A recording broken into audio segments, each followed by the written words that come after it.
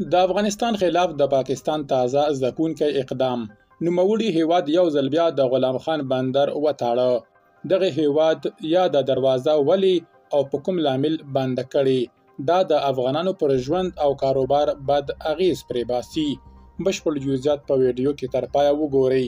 پدمنو لیدونکو ستړي مشئ. د ویزې او پاسپورت جبري کول. د خوست غلام خان بندر د مسافرو او ناروغانو پر مخ وتړل شو. د خوست ځایي اوسیدونکي افغانستان انټرنیشنل پښتو ته خبر ورکوي چې په دغه ولایت کې د غلام خان بندر لاره د مسافرو پر مخ وتړل شوه. د دوی په وینا نوموړې لاره د پاکستاني اړخ لخوا افغانانو لپاره د ویزو جبري کېدو په موخه تړل شوې.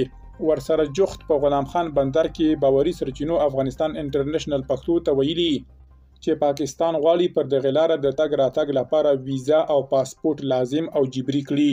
د سرچینو په وینا تر دې مخکې پر همدې لار ناروغانو د ټوکن په واسطه تګ راتګ کاوه. سرچینو زیاته کړي لا تر اوسه روښانه نه ده چې پر دغه لارې به سوداګریزو موټرو ته هم اجازه ورکړل شي او کنه. د ویلو ده چې څو اونۍ وړاندې هم دغه لار د پاکستان لخوا د څو ورځو لپاره د هر ډول تګ راتګ پر مخ تړل شوې وه. د روانې چونګاښ میاشتې په لومړۍ اونۍ کې هم په خوست ولایت کې د طالبانو ځایي چارواکو ویلي وو چې د غلام خان بندر لاره د پاکستان لخوا تر بلې خبرتیا پورې تړل شوې ده. خو د طالبانو د سرحدي پولیسو ویاند عبیدالله فاروقي هغه مهال ویلي وو چې د غلام خان بندر لاره به د چونګاښ له 25مې څخه تر راتلونکو 15 ورځو د بار وړونکو موټرو لپاره خلاصوي. درنو لیدونکو له ملتیا مو مننه.